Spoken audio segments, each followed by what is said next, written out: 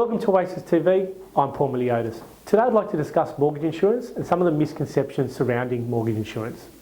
First of all, mortgage insurance is generally payable when you purchase a property and your loan is above 80% of the purchase price.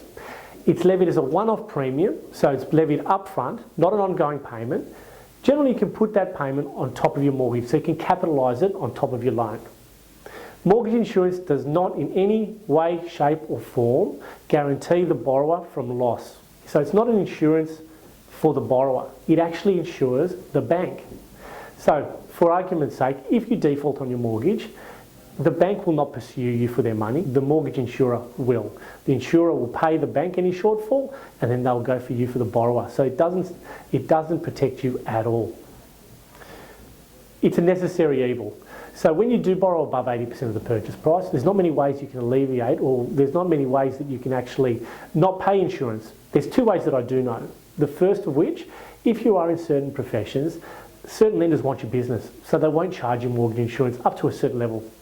For argument's sake, if you're in the medico space, so if you're a dentist or you're a doctor, or if you're a lawyer or an accountant, generally you do have banks that will not charge you mortgage insurance.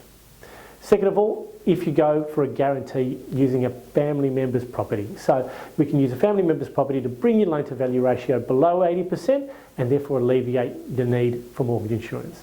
In that instance, obviously, your family member will have to go guarantor, so there are implications that you'll need to talk to them about.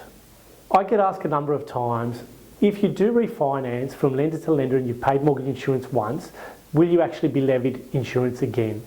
Well, when you do refinance, you definitely get charged that again. So just say for argument's sake, you have a 90% lend in an ANZ mortgage and then you want to refinance to NAB for argument's sake, and you still need to go above the 80% valuation of your property, you will get charged mortgage insurance again, and there is no discount on that.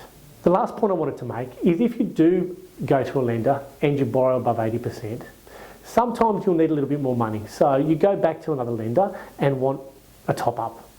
Generally there are concessions made by that lender that they only charge you the uplift in insurance if you do want a little bit more. So your broker should be giving you that advice.